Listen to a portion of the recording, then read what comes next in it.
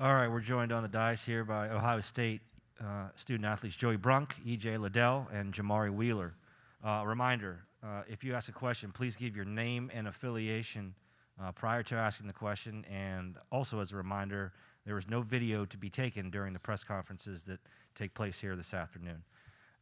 So let's start with a question right over here. Yeah, it's Clay Hall with ABC 6, Fox 28 in Columbus. How hopeful are you guys that you'll get some help on Friday with Kyle Young and Zed Key? Joey, you want to start with that one?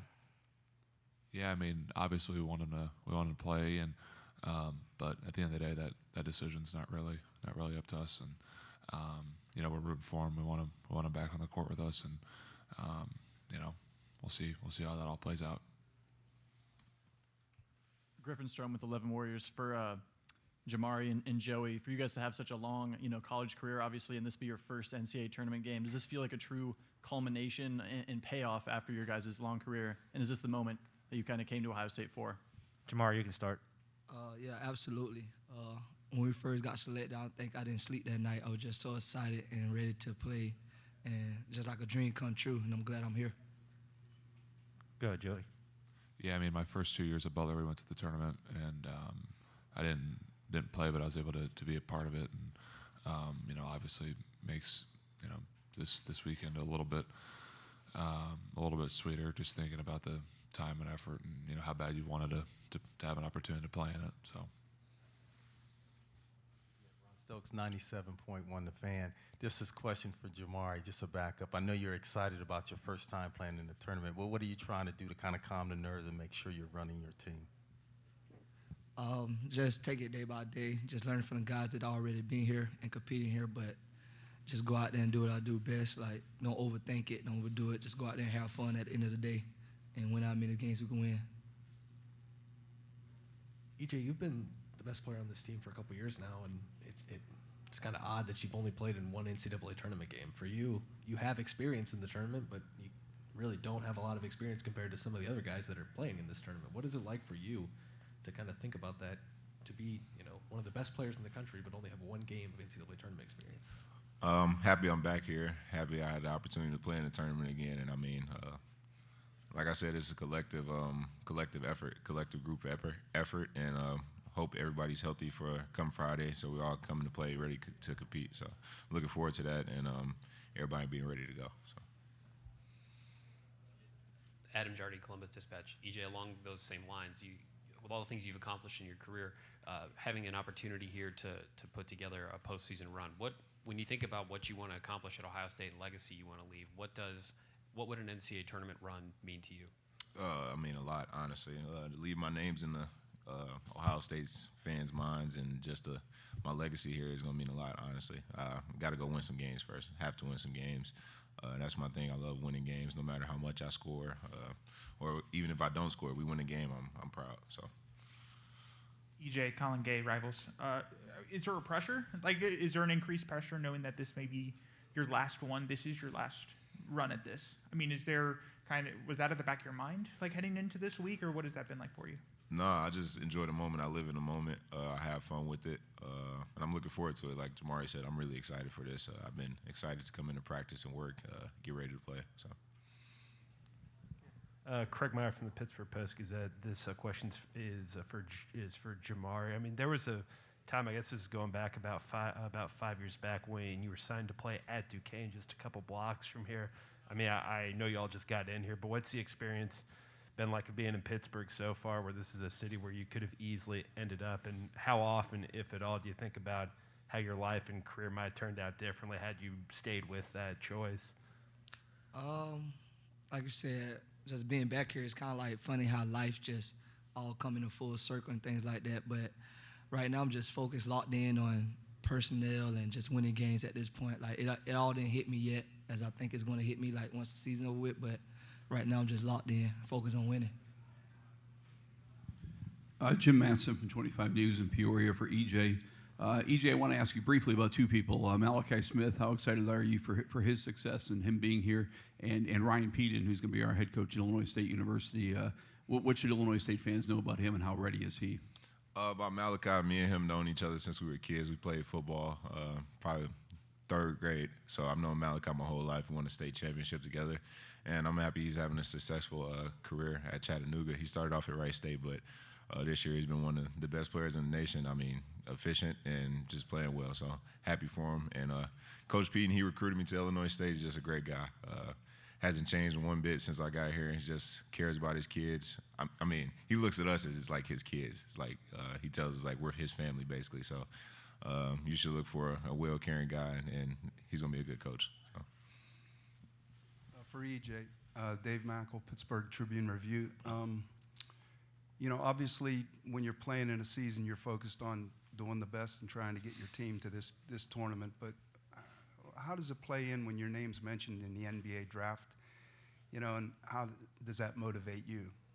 I mean, that's cool stuff, honestly. That's a dream of mine that I have. But like I said, I've truly, honestly, just been living in the moment. I have fun every single second I'm with these guys. I enjoy my day. And when that stuff happens, it happens. But right now, I'm just enjoying life and enjoying the moment and living in it. So. This question's for all three of you. Zach Miller from the Loyola Phoenix. I just wanted to ask, you know, as you're watching film, what are some of the intangible things that you look out for with Loyola? Joe, you can start. I mean, I think off the you know, from the start, it's their toughness that they play with, and you know, they compete at a high level, and you know, you have to be ready for that. You know, as soon as the game starts. Go ahead, EJ. It's an experienced group. They have a lot of guys who play in the NCAA tournament, won a lot of tournament games, and I mean, they have a collective group effort. So I mean, we know they're gonna come out and play really, really hard. So got to match their intensity. Jamari. Yeah, we know also like they hang their hat on the defensive end, so just know it's gonna be a grinded out game through the whole 40 minutes of it. So just be ready to win every possession, because every possession gonna matter. Will. Will Graves, Associated Press. Guys, when Loyola was in here, they were still kind of talking about how they perceive themselves as, quote, the small school. I'm curious, though, when you look at their resume, maybe, Joey, you can speak to this, having been at Butler. I mean, what are your impressions of them? Has it changed, obviously, from maybe what you thought it was a few years ago? And do you see any similarities between what they're trying to do versus Butler, Gonzaga, those type of schools? Yeah, I mean, I think they've been as consistent as anybody, you know, the last couple of years, and you know, there's kind of that deal of, you know, being the smaller school and trying to, you know, say that they can compete and deserve to compete, and they've, you know, proven that, and they're as capable and as good a team as anybody else in this tournament. That's not like a big school versus small school thing. Like, if you make it the NCAA tournament, you're pretty damn good for a reason. So like, there's nobody, you know, like really questioning that. I think especially now nationally with Loyola. Hi, Luke Alzada from the Loyola Phoenix. This is a question for really any of you. You know, now that you've had a chance to kind of look at some film at Loyola and study them a bit more, who do you see as kind of some key players, and how do you plan to, you know, kind of shut them down? EJ, why don't you start? The guard, Lucas Williamson. I mean, obviously he's been here for a while. He was on the Final Four team, I believe. So just looking at guys like him, everybody on the team, they just play really hard. Guys who come off the bench, we have to know what they do. But, I mean, it's a group effort. I feel like they aren't selfish at all. They share the ball and they play to win. So, like, small school mentality, they have that underdog mentality. And, I mean, they come out and shown it for the past couple of years. Bill Landis from The Athletic. EJ, we talk a lot about Kyle Young and all the different ways he impacts winning, but if you look at some of the on-off numbers for him in terms of how he impacts your defense, they're kind of staggering, just how much better you guys are when he's available to play. What is it about him on that end of the floor that allows him to give you guys such a lift? He's just a leader. He plays hard. I mean, everybody knows Kyle. He's always in the play.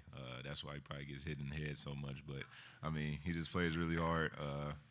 Love when he's on the floor because, I mean, he brings that older guy mentality, just talking and just being active. So, Steve Means, Cleveland.com. EJ, not to bring up last year again, but not necessarily how the game ended, but just your performance in your first NCAA tournament. What did you take from that, both the good, the bad, and the ugly, that maybe you can apply this time around? Yeah, even though we lost, I mean, I had a great experience. I mean, the time before that, spending time with the guys in the hotel because, I mean, COVID last year, we were in the hotel the whole time. But, I mean, it was a great experience, honestly. I just going to learn from that Friday, tomorrow. I mean, I'm gonna come back out with the same energy, same effort. Hopefully, we have some healthy guys available to play. But I mean, I'm looking forward to it. Obviously, I haven't forgot about that, and I'm ready for it. Jacob Bench with the Lantern, EJ, and really for any of you guys, we talked with Malachi Branham yesterday, and he mentioned how he's excited for his first NCAA tournament appearance. Just because you guys have that veteran experience, how have you seen Malachi approach the NCAA tournament, maybe a little bit differently than the Big Ten tournament or regular season play, just from your vantage point? He's an everyday guy, honestly. Comes into practice, same mentality, practices hard, and he's excited. We was talking about it yesterday. I told him I was like super excited. He was like, "Man, I can't wait to play." So tomorrow we're all gonna be ready to play and all gonna be ready to compete at a high level.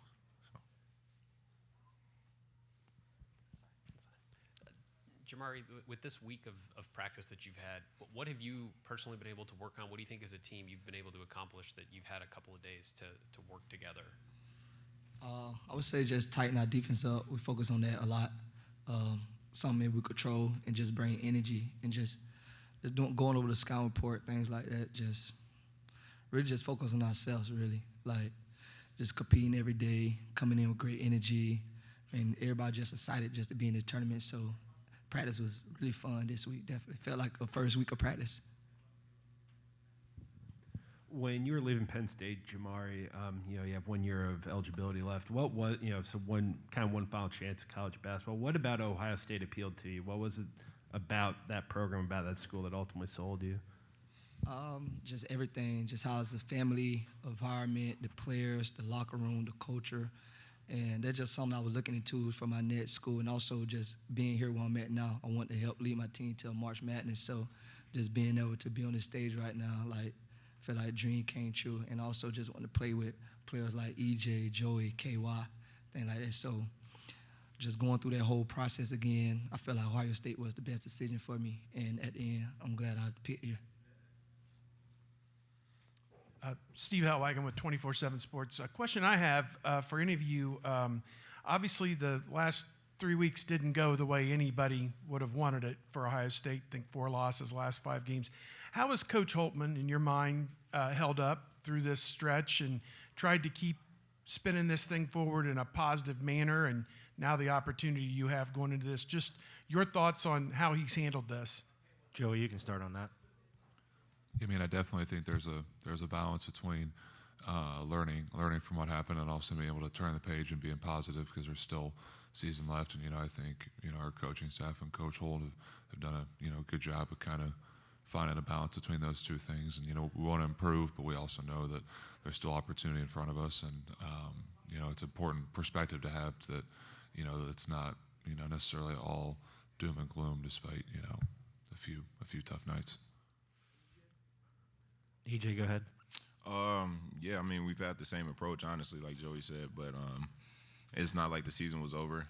Rough couple weeks, but we had to all buy in. I mean, we made it to March Madness, and now we have to prove ourselves. Honestly, we have to have that underdog mentality, because I feel like a lot of people have been counting us out recently. So I feel like people forgot about how we play when we're fully healthy and we're all locked into everything. So come tomorrow, y'all see a different team. Thank you, gentlemen.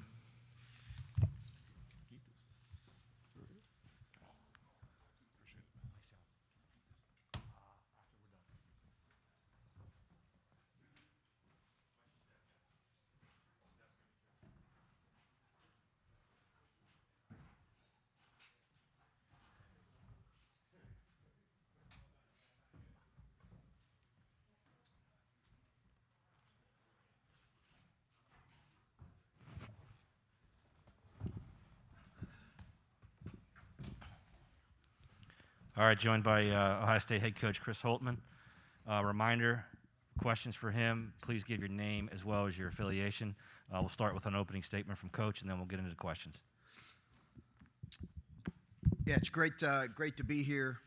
Obviously great to be a part of this unbelievable tournament, the best sporting event in the world. I've said that for 7 years now. It's the best sporting event in the world. I really believe that. It's the most dramatic, exciting few weeks, and we've been a part of some great wins and some tough losses, and that's part of March Madness. That's why they call it March Madness. So we're thrilled to be a part of it. Obviously, our guys have earned this opportunity.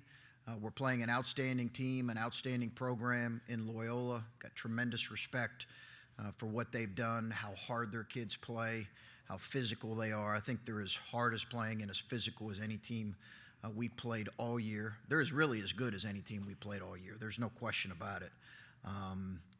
They've got older guys who are really good players, tremendous culture, well coached. So it's a great challenge for us here. It's certainly as challenging as first game as I've been a part of. So we're excited for it. I know our guys are. We're getting healthier. We'll know more on Kyle and Zed here tomorrow, but they are getting healthier. The final decision will be made tomorrow. Strom with 11 Warriors. Coach, with Drew being a first-year head coach in the NCAA tournament, I'm just wondering what you remember about your first experience being a head coach in the tournament, handling the pressure in the moment, and then maybe how your approach has kind of changed over the years with repeat appearances and going into this year as well. Yeah, I think actually my first appearance was here. I think we beat Texas, and then lost to Notre Dame. If I've got that right, I think it was in this arena.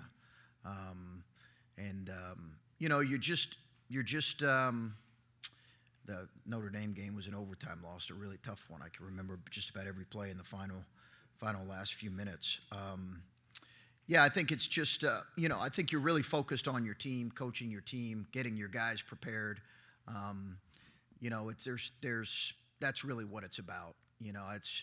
It's not, obviously it's a big stage, but it's not any different than, I'm sure he's working hard to prepare his team. He's got a veteran group that's been here that's very experienced in these kind of games. And I know that always helps when you have that. When I coached my first year, we had a couple guys that had played in the tournament, actually several guys, and that helped me. I know that always helps when you have that level of experience. With the Columbus Dispatch. We just heard from EJ, and he said, I feel like people forget how we played when we were fully healthy and locked in and everything. Do you remember what you play like when you were fully healthy? And if you do, what does that look like, and could that look like this time of year? Yeah, we played well. We played really well when we're healthy. Now, when we're fully healthy, we didn't always play well, but most times we played really well and had some great wins and played really well in stretches. And I think that's, and we're talking about fully healthy given the fact that, we also had a couple season-ending injuries. But when we had our group that was available, I think we had some really good stretches of play. And I think our guys remember that. At the same time, listen, it's a challenge in front of us to play well, whatever the case is regarding our injury situation. That's the challenge in front of us. Zach Miller with the Loyola Phoenix. I just wanted to ask, you mentioned the physicality of the team, but what are some of the other intangibles you're looking out for when you're coming into a game like this against Loyola? Well, I just think, I think their experience is tremendous. They've been through these games. They've been, played in a Final Four. They've been through a number of these games. They beat the number 1 seed from our league last year to go to the Sweet 16. So I think they've got, you can't discount their experience, but they also have very, very good players, very talented team. Williamson's going to play in the NBA. They've got very good players. So, and they're older. I know they added some transfers that have been really helpful for this group and really important. They've got great athleticism, really good team. Hey, Coach Clay Hall, ABC 6, Fox 28. Not to belabor this, but do you see Kyle and Zed increasing their workload each day? Are they able to do more? For instance, in your workout this morning? We have seen them do a little more, Clay. But it's not like they've been able to do full practices. But they have been able to do a little more, which has been encouraging to see, despite not being able to do full practices. Colin Gay, Rivals. I'm curious, after the Michigan game, you were talking about the one in Ann Arbor. You were talking about how EJ Liddell kind of carried or kind of set the tone defensively in what you guys do. And I'm curious, especially heading into this stretch, this tournament, does he kind of, take initiative, that leadership, like kind of where he goes, you guys go? Has he kind of felt that weight heading into his final tournament? Or? Yeah, you're talking about the win on the road there? Yeah. I think he showed good leadership. But it's got to be more than just him that carries the leadership load. And I think Kyle's not a super vocal guy, but we've missed his leadership kind of on the floor and his steadiness on the floor. And I think EJ's missed that when he's been out.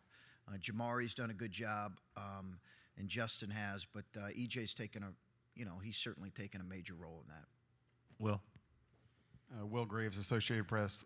Chris, do you see any similarities with where Loyola is at now, where Butler was 15, 20, 25 years ago? I mean, the train was moving when you got there because of what Brad had done in Tad. Yeah. But I mean, in what impresses you? I mean, do you get the sense why watching them, their success is not tied to one player or one coach, like you find with some teams that kind of bubble up and kind of float back down? Yeah, great similarities. Great similarities. And I think Porter deserves tremendous credit for that because he built that. And I know he struggled in his first, I think, whatever it was, 5 or 6 years maybe. But he and his staff deserve great credit for that. Great similarities. Older teams, really tough guys, tremendous culture. And they're as good as any team in the country. I think we understand that now. I don't think they have a label. Obviously, they're joining the A10. It's not like they're quote unquote mid-major. They're a really, really good program that has had a ton of success, NCAA tournament success. But yeah, I mean it's one of those really elite programs in the country, and they've earned that. Hi, Luke Calzada from the Loyola Phoenix. So you talked a little bit about what it's going to be like to play Loyola, and obviously, they're known for what a strong defense they have. From a coaching perspective, what are going to be some of your keys for having your players really break through that defense? Yeah, I think there's a resolve you have to have. You understand there could be some clunky possessions. They're really good defensively, as good as any team we've played all year, maybe the best defensive team we've played all year. So you're going to have to weather some potential scoring droughts, and you're going to have to be tough-minded enough to weather that because they're that good defensively. Craig Meyer from the Pittsburgh Post-Gazette. When you brought in Jamari Wheeler, Chris, I mean, what sort of expectations did you have for him as far as the role that he'd fill for y'all, and how has he lived up to those expectations and hopes that you had for him? Yeah, Jamari's been great. We initially brought him in expecting that our guy that's with the Indiana Pacers, Dwayne Washington, would be back. We went after Jamari right after the season last year, so it was really quick. And we just anticipated Dwayne so we thought it'd be a great component there to kind of a scoring-minded two-guard and then a guy that could really ball hawk. Obviously, Dwayne stayed in the draft, so Jamari's had to pick up a little bit of offensive load. He's done a good job. I think he's been able to kind of be Jamari for us, and we're certainly going to need that tomorrow. Bill Landis from The Athletic. Chris, I know Kyle, when he's available, impacts you guys in myriad ways, but I'm wondering what makes him so effective on the defensive end for you. You look at the on-off numbers there. When he's available, you guys are just a much better defensive team. Is it versatility, or is there more to it than that? I think it's activity. For one, he's really active, and it is versatility. It's activity and versatility, and then he helps our rebounding a lot too. I think those two things. He's also, gotten smarter as he's gotten older and how to defend and play. But just the versatility that he provides. I feel like I've banged that drum for, months now. I think that's really important. But his activity is pretty good too when he's playing like Kyle. Coach Jim Matson from 25 News in Peoria. We cover Illinois State University. And Ryan Peaton, how much has his impact been for you at Ohio State, and how ready is he for Illinois State? Oh, he's more than ready. He's more than ready. He's going to do a phenomenal job. He's going to do a phenomenal job for that program. It was a great hire. I know it's a great job. He's excited about it. He's obviously focused on us right now, but the community will love him. Chris, EJ's done a lot of great things in his career, and we know that he's going to be moving on at the end of the season. But when you think about what is still out there for him at this level, how much does NCAA tournament success matter to a player's legacy? Well, I think it does. It does, and I think he recognizes that. And obviously, 1 year got taken away from him when he played an important role on that team. So he would have been an important role on that team playing in NCAA tournament games. And I think that would have given him valuable experience. But sure, there's no question. I think that's the case. I know he's excited and looking forward to the opportunity. Stephen Means, Cleveland.com. Trying to follow up on that. I don't think we've asked you since it came out. EJ made an All-American team. Just looking back on his career, and I know it's not over given what you guys are going to do tomorrow, but just looking back on from the moment you recruited him to now and how his career has kind of turned out here. Yeah, no, so proud of EJ. Yeah, so proud of EJ for the career he's had, but for the year he's had and his ability to get better. He's improved by almost every metric. And, we've talked about his growth as a player. I'm really happy for him. I'm proud of him. It's a great honor. We had some great individual honors on this year's group, and I'm happy for those guys that earned that because they certainly did. When you get a postseason award in any league, you've earned it through your play throughout the season. So couldn't happen to a better kid.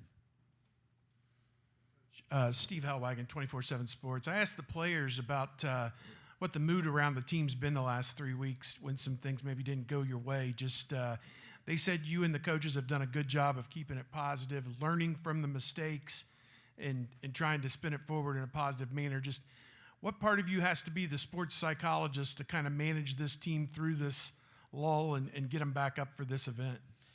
Yeah, I probably got to be a sports psychologist for myself first. After that, yeah, that's I think there is a dynamic of that, Steve, for sure. There's a perspective required in college basketball that's like different in college football because of the number of games and the league play. You try to do, exactly what they said. You try to make the necessary improvements. I don't think you can ignore the things that need to be improved, and yet at the same time bring perspective to your group and hopefully an optimism of what's ahead. That's been what we've tried to do. Last question for Coach. Chris, you've got a lot of guys that don't have NCAA tournament experience.